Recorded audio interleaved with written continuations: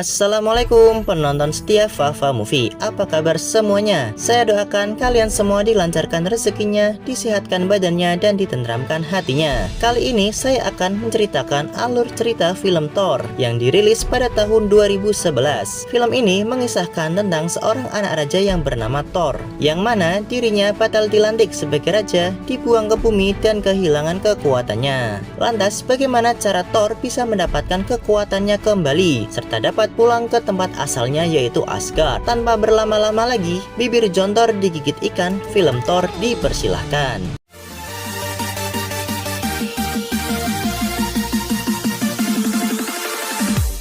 Di awal scene, kita diperlihatkan ada 3 orang ilmuwan yang sedang mengamati aktivitas langit di malam hari.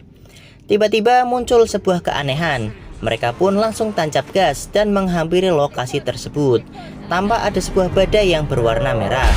Saat mereka mencoba mendekati badai tersebut, tiba-tiba mereka menabrak seseorang yang entah dari mana datangnya.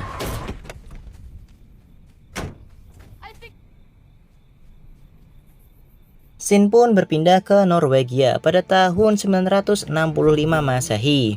Di sana, para raksasa es beserta pasukannya datang untuk menguasai bumi dan merubahnya menjadi planet es. Namun hal itu dicegah oleh Raja Odin, sang pemimpin negeri Asgard. Singkat cerita, perang tersebut dimenangkan oleh Raja Odin dan pusaka dari raksasa es pun disita. Kisah tersebut diceritakan oleh Odin kepada kedua putranya, yaitu Thor dan Loki. Waktu pun terus berlalu, kini Thor sudah dewasa. Hari penobatannya sebagai Raja Asgard akan segera berlangsung. Di saat detik-detik upacara pelantikan, tiba-tiba Raja Odin menyadari kedatangan raksasa es yang akan mencuri barang pusaka milik mereka. Belum sempat kabur, Destroyer pun muncul dan menghancurkan mereka dengan mudah. Kejadian tersebut membuat acara pelantikan Thor sebagai raja pun tertunda. Kemudian Odin yang ditemani Thor dan Loki mendatangi tempat penyimpanan barang pusaka tersebut. Di sana Thor merasa sangat kesal dan ingin melakukan serangan balasan kepada kaum raksasa es. Namun Raja Odin menolak dengan alasan bahwa dia memiliki perjanjian gencatan senjata dengan kaum raksasa es. Hal itu membuat Thor sangat emosi. Kemudian Loki lanjut memanasi Thor agar tetap melakukan serangan balasan ke kaum raksasa es. Thor pun mencoba meyakinkan keempat kawannya untuk ikut membantu Thor. Akhirnya mereka menuju ke mesin teleportasi milik kerajaan Asgard yang disebut dengan Bifrost. Tempat tersebut dijaga oleh seorang pengawal yang bernama Heimdall. Heimdall sendiri diklaim memiliki kemampuan melihat dan mendengar apapun dan dimanapun yang dia mau. Anjay, sok-sokan kayak Tuhan aja. Tapi dia sendiri mengakui bahwa dia tidak melihat kedatangan para raksasa es yang muncul saat acara penobatan. Hal itu membuat Heimdall merasa ternodai akan kesaktiannya. Heimdall pun meminta Thor untuk mencari tahu penyebabnya. Mereka pun OTW ke planet raksasa es atau yang biasa disebut dengan planet Jotunheim. Sampainya di sana, Thor dan kawan-kawannya bertemu dengan raja raksasa es yang bernama Loki. Thor bertanya kepada Loki bagaimana cara dia bisa mendatangkan pasukannya ke dalam Asgard tanpa terdeteksi. Loki pun mengatakan bahwa di Asgard ada banyak pengkhianat. Thor pun kesal dan langsung menghajar Loki. Pertarungan pun tak dapat dihindarkan.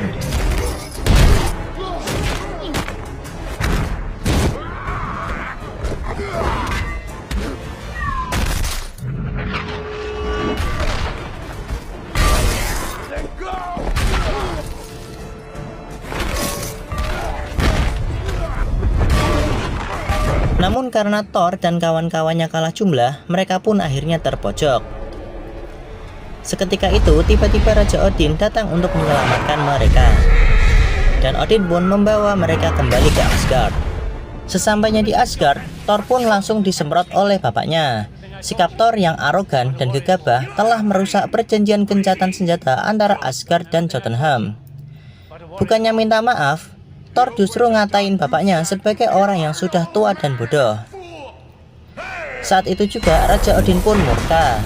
Dia mengambil kembali kekuatan super milik Thor. Thor pun diusir dari Asgard.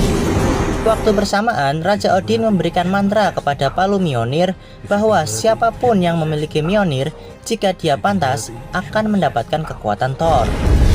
Kemudian palu tersebut juga dijatuhkan ke bumi. Diperlihatkan pula Thor yang sedang jatuh ke bumi dan tertabrak oleh mobil yang dikendarai para ilmuwan di awal film. Scene pun kembali ke waktu utama. Di sana, Thor yang pingsan diselamatkan oleh para ilmuwan yang bernama Jane, Eric, dan Darcy. Singkat cerita, mereka bertiga membawa Thor ke markas penelitian mereka. Di sisi lain, agen Coulson menemukan tempat terjatuhnya palu Mjolnir dan mengabarkannya kepada kantor S.H.I.E.L.D. Sedangkan di Asgard, Loki dan teman-teman Thor sedang berdebat dan saling menyalahkan atas tragedi diusirnya Thor ke bumi. Salah satu teman Thor mencurigai Loki sebagai dalang atas kekacauan yang timbul di Asgard akhir-akhir ini, karena hanya Loki satu-satunya orang di Asgard yang ahli dalam sihir. Kemudian Loki datang ke tempat penyimpanan pusaka raksasa es. Saat Loki memegang pusaka tersebut, tubuh Loki berubah menjadi mirip seperti para raksasa es. Kemudian Raja Odin datang dan menyuruh Loki untuk berhenti memegang pusaka tersebut. Dengan perasaan yang sedikit kacau, Loki bertanya kepada ayahnya tentang jati diri Loki yang sebenarnya. Dan terungkaplah bahwa sebenarnya Loki adalah anak dari Loki, sang raja raksasa es. Loki pun kecewa kepada Raja Odin dan terus mempertanyakan kenapa ayahnya berbohong selama ini. Raja Odin pun menjawab bahwa dirinya sudah menganggap Loki seperti anak kandungnya sendiri. Dan seketika Raja Odin pun jatuh pingsan. Kembali kepada Thor, saat dia sedang makan-makan bersama Jane dan lainnya, tak sengaja Thor mendengar obrolan bapak-bapak yang membicarakan tentang sebuah palu yang sedang viral karena tidak ada satu orang pun yang bisa mengangkatnya. Dengan sigap, Thor langsung bertanya di mana lokasi tersebut. Berbekal informasi dari bapak-bapak tadi, Thor pun langsung OTW ke lokasi yang disebutkan. Sedangkan di Asgard, teman-teman Thor hendak melaporkan kejanggalan yang mereka alami kepada Raja Odin. Namun betapa terkejutnya, singgasana Raja Asgard sekarang diduduki oleh Loki. Hal itu berarti bahwa Loki adalah raja yang sah dan harus ditaati oleh segenap penduduk Asgard. Mereka pun tidak jadi melaporkan kejanggalan yang mereka alami. Diperlihatkan pula Raja Odin yang sedang dalam kondisi istirahat untuk mengembalikan kekuatannya. Kembali pada Thor, kini dia sudah sampai di lokasi yang disebutkan. Dan ternyata pasukan S.H.I.E.L.D. sudah membentengi area tersebut guna meneliti palu Mjolnir. Dengan penuh rasa percaya diri, Thor nekat menerobos penjagaan tersebut dan menyingkirkan para penjaga satu demi satu.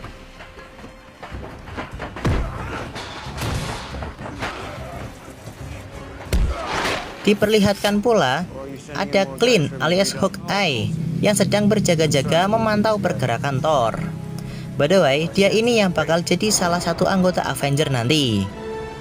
Sesampainya di lokasi palu Mjolnir, Thor mencoba mengangkat palu tersebut dengan sepenuh tenaga.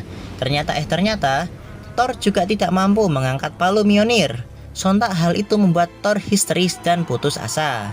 Thor pun harus ditahan oleh pasukan S.H.I.E.L.D. Saat di sana, tiba-tiba Loki muncul dan memberikan kabar tentang ayahnya yang sudah meninggal.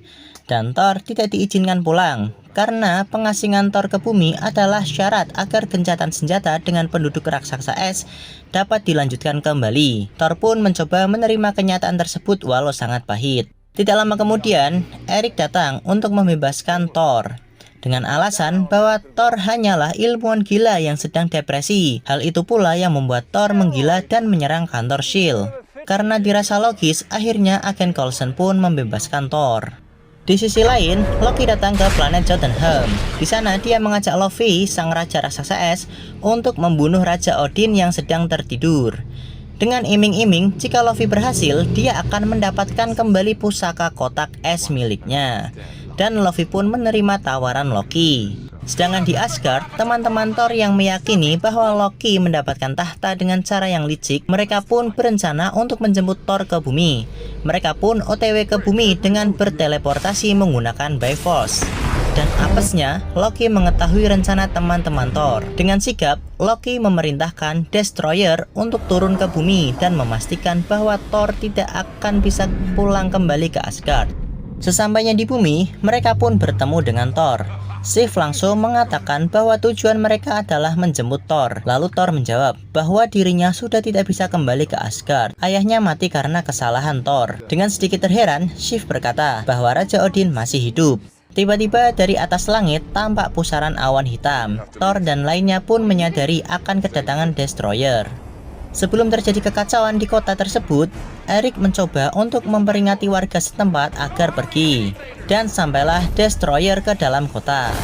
Dengan strategi squad versus single, mereka pun bertarung untuk menghentikan Destroyer. Namun naas, Destroyer terlalu kuat untuk dikalahkan oleh keempat sahabat Thor. Karena Thor tahu bahwa sebenarnya yang dicari oleh Destroyer adalah dirinya, Thor berencana untuk mengorbankan diri agar teman-teman Thor tidak ikutan menjadi korban kebrutalan Destroyer. Kemudian Thor berjalan mendekati Destroyer sambil mengeluarkan jurus bacot no jutsu ala-ala Naruto. Dan anehnya, hati Loki tersentuh. Dia batal menembakkan laser api kepada Thor, tapi Thor tetap mendapatkan tamparan lembut dari Destroyer. Seketika Thor pun jatuh dan sekarat di tempat. Di saat semuanya bersedih, tampak juga Raja Odin yang meneteskan air mata. Dan tiba-tiba Palu Mjolnir bereaksi dan terbang menuju kepada Thor. Akhirnya Thor mendapatkan kekuatan dewa petirnya kembali. Dengan mudah dan tanpa perlawanan yang berarti, Destroyer pun dapat dikalahkan. Kemudian Thor dan 4 kawannya menuju kembali ke Asgard. Di sana, Luffy sang raja raksasa es sudah sampai ke kamar Raja Odin. Ketika Luffy hendak membunuh Odin, tiba-tiba Loki menyerang Luffy dari belakang. Seolah-olah Loki adalah penyelamat Raja Odin. Anjay, nih Loki tuh emang jiwa-jiwa psikopat, sana-sini semuanya dikibulin. Untunglah Thor datang dan membeberkan kebusukan Loki kepada sang ibu.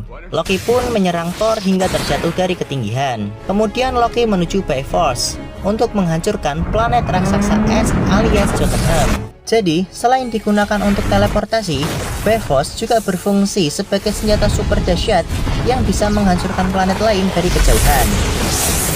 Dan motivasi Loki untuk menghancurkan Jotunheim adalah untuk mendapatkan pengakuan dari sang ayah agar dia bisa menjadi penerus tahta dari Raja Odin. Thor yang sudah memiliki akhlak pun tidak setuju dengan rencana Loki. Akhirnya terjadilah baku hantam antara mereka berdua.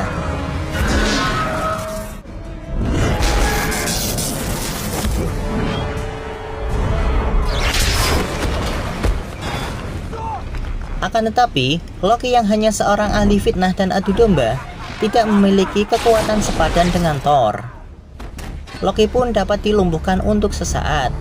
Kemudian Thor berencana untuk menghancurkan jembatan Bifrost, karena hanya cara itu saja yang dapat menghentikan suplai energi agar tembakan Bifrost dapat dihentikan.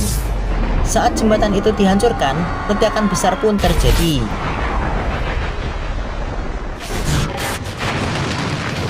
Thor dan Loki yang terpental dan hampir jatuh tiba-tiba diselamatkan oleh sang ayah. Di situ sempat-sempatnya Loki masih cari perhatian kepada sang ayah. Tapi sebagai raja yang bijaksana, Odin tidak membenarkan tindakan Loki. Loki yang baper pun akhirnya memilih untuk jatuh ke jurang angkasa. Beberapa hari pun berlalu, kondisi Asgard kini sudah normal kembali. Thor yang dulunya berambisi menjadi Raja Asgard, kini justru mengakui bahwa dirinya belum siap dan masih ada banyak hal yang harus dia pelajari. Sedangkan di bumi, Jen kembali melakukan aktivitas penelitiannya. Dan film pun tamat. Di kredit film, terlihat Profesor Erik dan Nick Fury sedang membahas tentang kubus Tesseract. Dan ternyata muncul penampakan Loki di situ. Oke teman-teman, terima kasih yang sudah menonton hingga selesai. Jangan lupa untuk klik like dan subscribe, karena saya butuh gaji dari YouTube untuk menafkahi keluarga saya. Sekian dari saya dan sampai jumpa di video berikutnya. Wassalamualaikum warahmatullahi wabarakatuh.